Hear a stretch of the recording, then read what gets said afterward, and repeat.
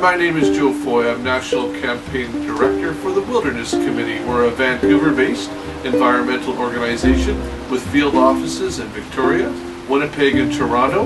Our focus is on the protection of Canada's wild nature. This is a video slideshow about our activities from May 2015 until April 2016. Sit back, enjoy the show. I hope you enjoy it, and I hope you, if you haven't already done so, decide to become one of our supporters. The work of the Wilderness Committee is done by a couple dozen staff members, backed up by hundreds of volunteers, and paid for by thousands of supporters. In May of 2015, we put on an event to tell people about the terrible Site C Dam project. We launched a springtime campaign to see neonicotinoid pesticides banned in Canada because of their deadly effect on bees and pollinators. From the greenhouse to the garden, some say those sweet-smelling spring flowers are toxic. Tainted with a class of pesticide environmentalists call a new age DDT, neonicotinoids. The plants that people are buying and the seeds that people are buying are actually toxic for bees. Over half of my hives the last 2 years have collapsed. Phil Valdhouse cares for about 1,200 hives. He's unsure what exactly is killing his bees, but he'd like to know if neonicotinoids are a factor.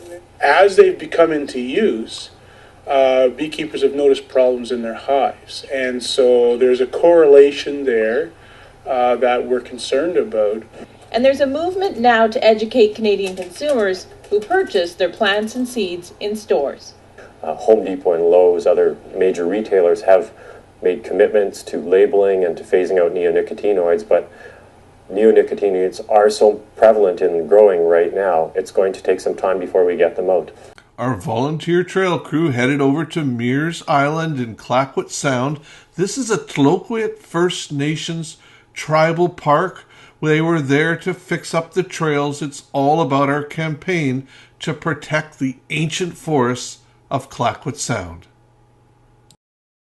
We produced an educational newspaper about the Dasico Tribal Park, designated by the Chilcotin Nation, located west of Williams Lake, British Columbia.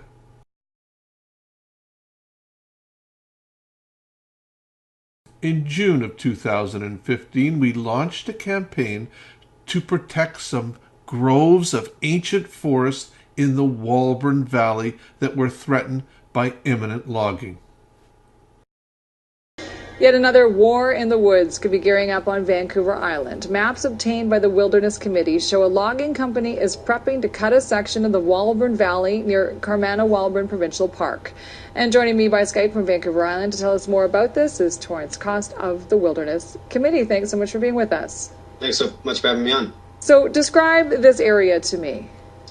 It's really one of the last of its kind. It's one of the largest intact tracts of unlogged old-growth forest that we have left on Vancouver Island, especially southern Vancouver Island. And the difference between it and some of our forests that have been logged and are growing back is hard to put into words.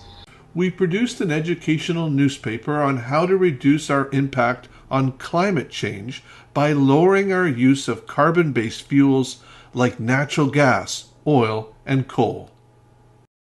Human-caused climate change and industrial impacts are having a devastating effect on Earth's wilderness and wildlife. Earth's species are quickly becoming endangered or extinct, but a new study has found extinction rates are drastically higher than we first thought. And as Deborah Goebel reports, scientists say those rates are being expedited by us, and BC isn't immune to the problem.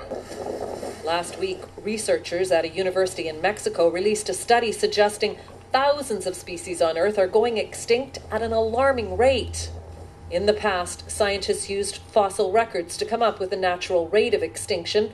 2 out of every 10,000 species were expected to disappear every 100 years. But the Mexican researchers found that extinction rates are now 100 times greater than that. Around the world, there have been almost 500 animal extinctions over the past century. In BC, environmental groups and scientists have been sounding the alarm for years. Most people are astounded to find out in British Columbia that we have 1,900 species at risk, all the way from plants like phantom orchids to killer whales. And she adds, we live in a province that has no endangered species law. Deborah Goebel, CBC News, Vancouver. And then good news from the Canadian prairies, where endangered sage-grouse numbers are up. This all to do with a court challenge launched by the Wilderness Committee and our allies and led by Eco-Justice, which resulted in better habitat protection for this endangered species. Then great news from the province of BC when the Jumbo Pass ski resort development was refused permission to proceed. The province of BC refused to issue an extension on their environmental certificate, effectively ending the project, which had been fiercely opposed by local First Nations and communities because of the project's potential impact on grizzly bears in the area. Great news for the bears and the wildlife of the Jumbo Pass region. We produced an educational newspaper calling for the end of logging in two of Canada's best-known provincial parks, Algonquin Provincial Park in Ontario and Duck Mountain Provincial Park in Manitoba. Both still allow logging with terrible impacts on park values.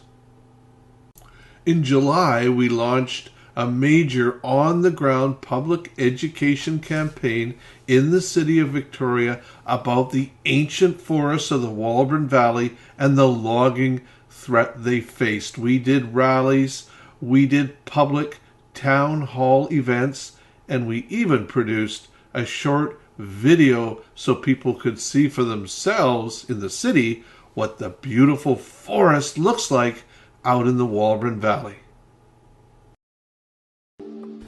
My name is Torrance Cost with the Wilderness Committee. We're here in the central Walburn Valley. This is unceded Nuchanoff territory, and it's also one of the last big remaining tracts of old growth left anywhere. So this entire area is threatened by clear-cut logging. So this is the Castle Giant in the central Walburn Valley, and what makes this tree so special isn't that it's one of the oldest and largest red cedars in Canada, it's that it's surrounded by contiguous old-growth forest further in any direction than any other big tree like this. It really is rare in that regard. That ecological integrity is what Teal Jones will alter with their current plans. We're ringed in essentially by their proposed cut blocks, 8 of them in total, and that's going to degrade the quality of this area. It's going to make it that much less special, that much less rare. We teamed up with allied environmental groups to oppose expansion of carbon-based fuel shipments from the Salish Sea. We held community events going from town to town in a solar-powered catamaran. Then we headed up to near Fort St. John, BC, to participate in the annual Paddle for the Peace event, where hundreds of people gather on the shores of the Peace River to show their opposition to the proposed Site C Dam. We continue to ramp up our opposition to the Site C Dam, not only here in the Peace River Valley, but down in the Metro Vancouver region as well. The Site C Clean Energy Project. The provincial government wants shovels in the ground this summer on the Site C Dam, but a group is asking for a moratorium on the construction. The Site C Dam is being pushed forward blindly, without the purview of the BC UC, and against the wishes of the First Nations, whose territory that is. A delegation appeared before the Greater Vancouver Regional District Board of Directors today. They are asking the board to write a letter to Premier Christy Clark requesting a moratorium until the end of 2017 and that the project be referred to the BC Utilities Commission for review. That in August of 2015, it was time to celebrate the Wilderness Committee's 35th year anniversary, 35 years of standing up for Canadian wilderness and wildlife. Our friends and family members came down to celebrate with us in the back alley behind our Vancouver offices. It was great times reliving some of our old campaigns and planning for our new campaign wins in our quest to protect Canada's wild nature. And of course, one of those new campaigns is our efforts to stop the export of Canada's dirty tar sands bitumen. So we've heard from experts from the oil industry, and one to ship by rail, one to ship by pipeline. But we have one group next that thinks neither option is a good idea. Joe Foy is the National Campaign Director for the Wilderness Committee, and he joins us from downtown Vancouver. Joe, good afternoon. Good afternoon. You have heard the arguments from both our previous guests. What were you thinking? What would you like to contribute?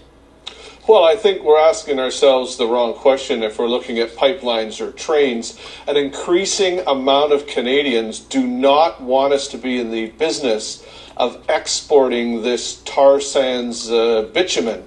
Canada doesn't need to be in that business, especially in this era of runaway climate change. Not only Canadians, but people around the world are struggling to deal and to fight back against climate change, and expanding or even continuing the export of tar sands bitumen is moving us in the wrong direction.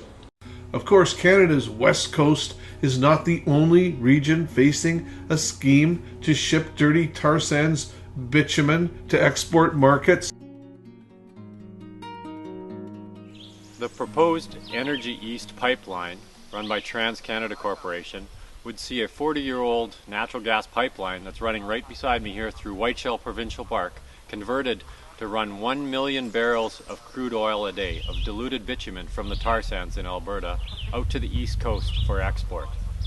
Our Manitoba office delivered hundreds of signed opinion cards to the Manitoba legislature calling for the protection of the Bird River, a popular canoeing and recreation destination in southern Manitoba.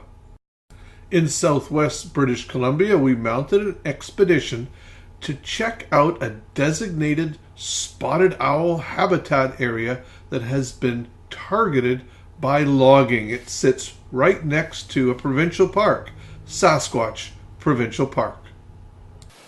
So we've been riding our bikes up a road, a gravel road, out of Sasquatch Provincial Park. These trees have grown up since this forest was logged in the 1930s. But it's coming along pretty nicely, and we can imagine what this might look like in 100 years, which is why this has been set aside so that it can grow into spotted owl habitat. The problem is that this provincial government has been allowing logging companies to log just about everything. And this area is now being targeted to be a woodlot license. In other words, an area where there would be logging. In order to facilitate logging, the provincial government is considering allowing logging trucks, after they've logged this spotted owl wildlife area, to take the logs through Sasquatch Provincial Park. In September of 2015, we were with our allies in front of the Union of BC Municipalities meeting. We were asking that they join the growing number of groups opposing construction of the Site C Dam, and we were successful.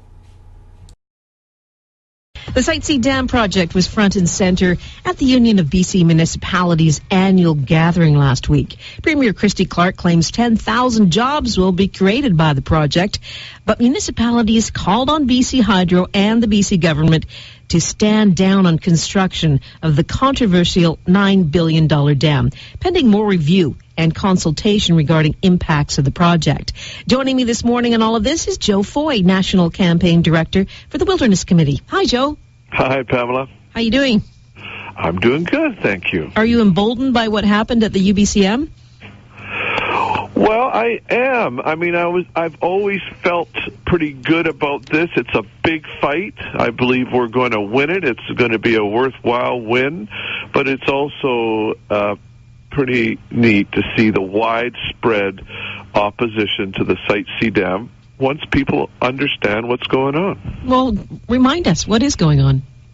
Well, what's going on is the Premier says this is about the creation of jobs, but to create jobs, you have to build something that's useful, and you have to attract dollars to help you build that. And this is neither of those. This is all public money, or should I say public debt, to build something that's we have no use for, won't be able to sell the product at a profit, and will result in the destruction of some of our most precious resources, including farmland, which you can never get that stuff back. We produced an educational newspaper calling for the strengthening of Canada's weakened environmental protection legislation like the federal fisheries law, like the environmental assessment regulations. Then we were back at it, making the case for the beleaguered ancient groves of the Walburn Valley. This is a very interesting situation, and I don't know what's going to happen on this one, but the BC government has approved a permit for logging on one of the 8 planned cut block areas in the central Walburn Valley. On the telephone line to talk about this is Torrance Coste. He's the Vancouver Island campaigner for the Wilderness Committee, and he's joining us on the phone line to talk more about it. Torrance, good of you to take time out of your day. Thanks so much for having me on. All right, listen, let's pick up on this. First off, talk about the Walburn Valley. Why is this so important? I mean, it's hard to describe what it's like to walk in the Walburn. This is a forest that the last time it was disturbed on a large scale was the last time Vancouver Island was glaciated.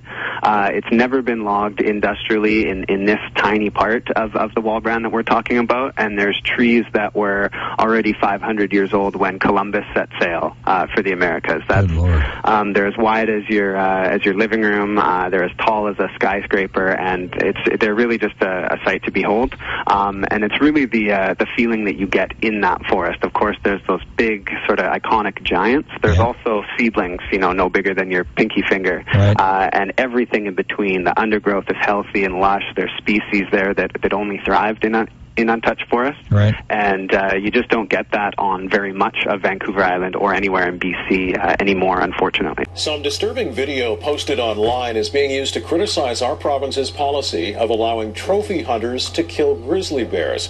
Well, I've seen a lot in my time, and I have to say I've not had to watch something like that. If you had to define that, one way you could do it is, would you show that to your kids? I wouldn't show it to my kids. That was a pretty disgusting thing, but it's important that adult voters see that and understand that our provincial government sanctions that. Now, in a statement to CTV News, Forestry Minister Steve Thompson says he's concerned because the video doesn't reflect the values and practices of responsible hunting. The Wildlife Defence League says it released the video to help drum up cash to support its fall campaign in BC's backcountry, where members will be working to stop trophy hunting, Mike. All right, Penny, thank you. But the government is not changing its policy. The minister responsible, Steve Thompson, defending the hunt based on population estimates and best science. Our government continues to allow, there's no other way to say it, creepy individuals to go out and kill these things for fun. And it's bizarre in this day and age. It needs to stop. And the one that can stop it is our Premier, and she needs to step up.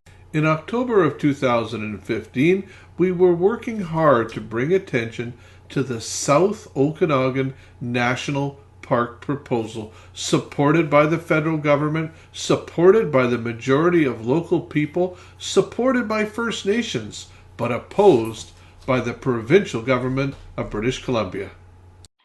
Hi, I'm Glenn Barley, and I'm the Policy Director with the Wilderness Committee. Right now, we have an amazing opportunity to create a national park in the South Okanagan Similkameen. The Wilderness Committee has been working on this campaign, and I've been working on this campaign for over 12 years. I grew up in the South Okanagan, and I know it's a very, very special place. There are beautiful grasslands, rolling hills, sweet-smelling ponderosa pine, Imagine a national park in the South Okanagan-Similkameen, one of the most endangered ecosystems in all of Canada. A national park would protect bobolinks. It would protect blue-tailed skinks and badgers. And actually, this area has 1/3 of BC's species at risk. We went on an expedition to photo document the Chilcotin's Dasico Tribal Park, which is under threat from a number of proposals for open pit mining. In Manitoba, we were actively opposing mining activity in a provincial park there. A group of protesters rallied on Kenaston Boulevard today, calling on protection for Nopaming Provincial Park. The Wilderness Committee organized the event near the corner of Kenaston and Sterling Lyon Parkway during the afternoon commute. It was also to coincide with an open house on the plans at the nearby Cabela store. The group is calling on the province to not allow mining activity in the park. Recently, the province announced it is expanding protected areas within the park, safeguard wildlife and protect waterways. However, protesters say the province has failed in stopping mineral exploration companies from coming in and destroying the land and ecosystems from mining. We feel that the government understands that mining in parks is wrong, but they're feeling pressure to try and find any opportunity for some economic development. But at the end of the day, we don't have economic development happening. What we have is mineral exploration companies coming in, bulldozing the park, heading back to whatever province they're from. We went on an expedition in southern BC to photo document some of the many tailings ponds that sit perched high in the mountains, holding back a toxic slurry of tailings, water, and rock waste. We have a campaign to end the dangerous practice, especially in the wake of the Mount Polley spill. We used a drone to get the height required to take photos of the tailings ponds and also to get by all the no trespassing signs. Then we were back in front of the legislative buildings in Victoria calling for the protection of the Walburn Valley's precious ancient groves. Protect the Walburn Valley. The Wilderness Committee hand-delivered 5,300 postcards calling on the BC government to reject logging permits in the central Walburn Valley on Vancouver Island. The committee says the Walburn has some of the oldest and largest red cedar and Sitka spruce trees in Canada and wants the province to halt all permits for logging in the valley immediately. That includes one already issued on September 18th. We believe the provincial government does have a responsibility to protect the last of the old growth on Vancouver Island and in the rest of the province. They've ignored the wall brand so far over the summer. It's reaching a crisis point. The company has their permit, and we're hoping that this gets through to them and lets them know that they have to come to the table on this. They have to reach out to stakeholders and engage in proper solutions. The Wilderness Committee says the province needs to transition to second growth logging, that forestry needs to be part of the economy, but not at the expense of old growth trees. In November of 2015, we kept up the pressure to protect the Walburn Valley, starting off with an event in Stanley Park using the forest there as a backdrop to talk about the Walburn Valley. Land use issue that's a big deal in the provincial capital region because the area is not that far away. Here with a question about it, Torrance Cost. The central Walburn Valley is one of the last intact tracts of old-growth rainforest on Vancouver Island. Over 6,500 people, along with the City of Victoria, have called on the Ministry of Forest to rescind logging permits in the central Walburn. Will the Ministry of Forest listen to the public and commit to protecting this endangered old-growth forest? Throughout the month, we hung banners in prominent places calling for the protection of the Walburn Valley's ancient forests. At our annual general meeting, we awarded the Eugene Rogers Environmental Award to John Snyder for his exceptional efforts in opposing the proposed Raven coal mine located near Fanny Bay on Vancouver Island. We honored outgoing Wilderness Committee Director Mark Haddock for his many years of service to the organization. We joined with our allies in front of the BC Hydro building in downtown Vancouver to oppose the Site C Dam project. We congratulated the government of Manitoba when they protected a number of new wildlife management areas around the Red Deer Lake area. Then in December, we got the word that BC would not be laying charges in the disastrous Mount Polley mine tailings spill. Now, provincial environmental authorities have ruled that the mine's owners, Imperial Metals, will not be punished. No charges, no fines. Federal Department of Fisheries and Oceans is still investigating the spill, but the provincial decision is still shocking. If the tailings dam had failed slightly differently, we would have been looking at massive loss of life. Look, where BC needs to go is it needs to ban these dams and tailings ponds.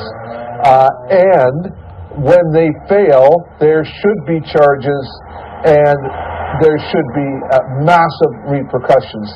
Then it was time to thank the government of Manitoba yet again, this time for designating a whole series of new protected areas that the Wilderness Committee had been advocating for protection for some time. In January of 2016, we joined with allies to ramp up our protests against Kinder Morgan's proposed tar sands bitumen pipeline from Alberta to Burrard Inlet.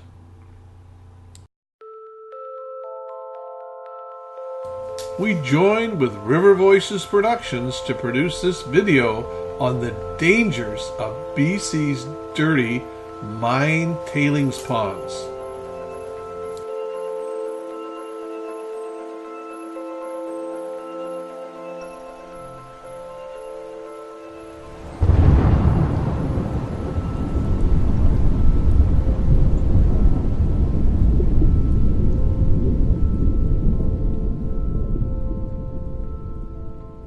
So if you can imagine a human-made lake full of toxic tailings several kilometers wide, held back by an earthen dam as tall as an office tower, that thing failed. And the ensuing tidal wave of tailings, water, and slurry came down this creek, once a sockeye salmon creek, scouring a canyon in a matter of moments. This huge rolling mass of slurry came all the way down Hazeltine Creek and dropped into Quesnel Lake. The worst of the worst from the mining process was put in that tailings pond. Various metals, all with various effects on fish. One of them, copper. Copper, even in low concentrations, makes it very difficult for salmon to navigate. And if a salmon can't navigate, then we're all in big trouble. Shouldn't British Columbia be banning tailings ponds so that their bad products don't get into our salmon rivers? We produced a video trailer about toad people and launched a crowdfunding project in order to fund a larger film. It was all in the aid of getting endangered species legislation in the province of British Columbia. See where the leaves are. See if we can find him. There he is.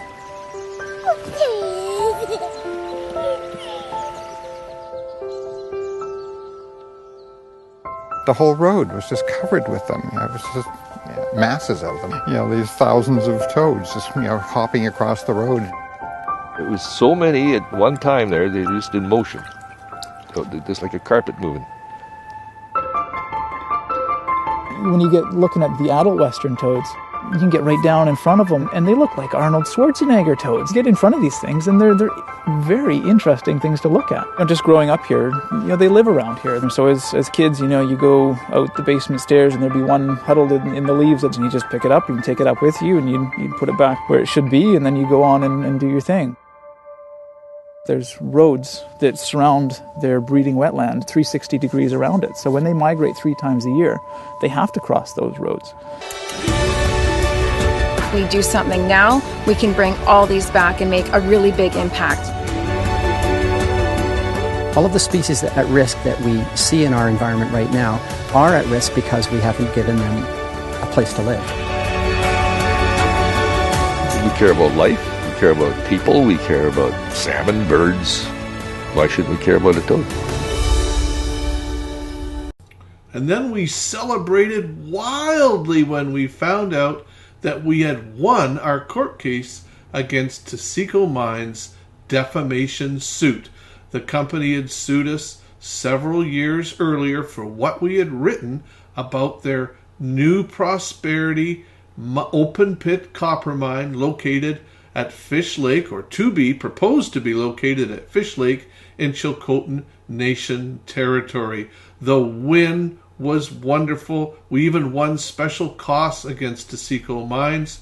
We had protected the right of all Canadians to free speech and the right to criticize bad industrial projects like this one.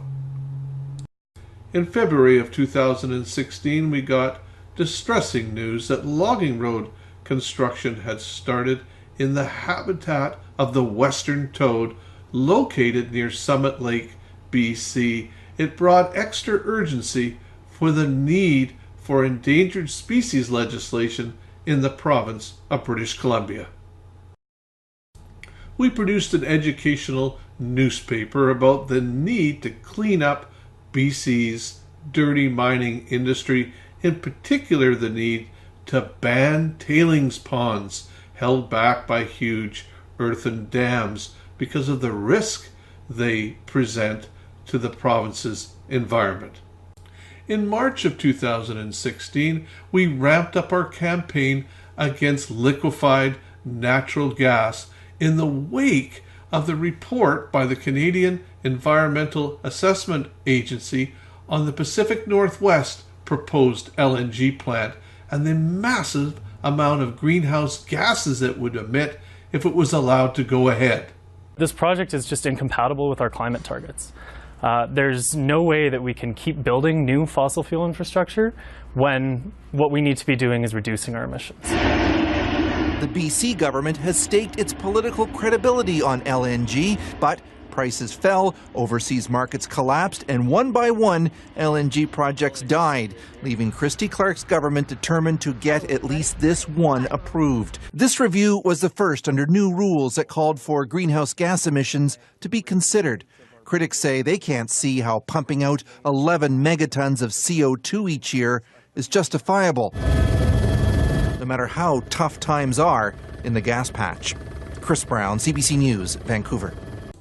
We produced this educational newspaper on the astoundingly high level of greenhouse gas emissions that would occur if the province of BC ever realized its liquid natural gas export dreams.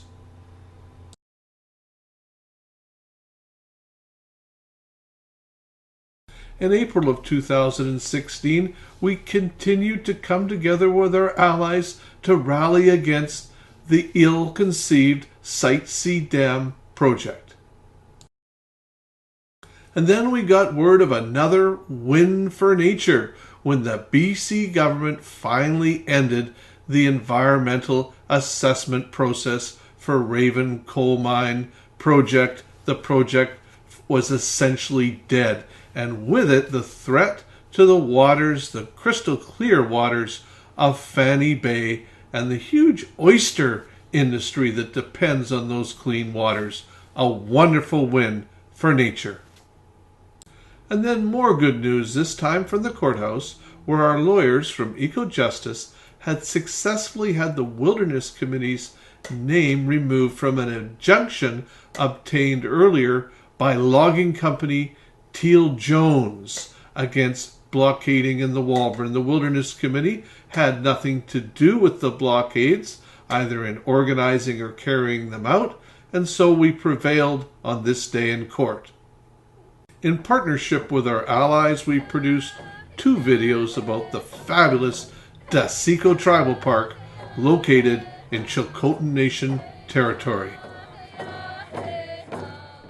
Taseko Tribal Park is a portion of our Taiswat'in land that we are setting aside as a tribal park to lay down the laws, our traditional laws and laws of the land in policy.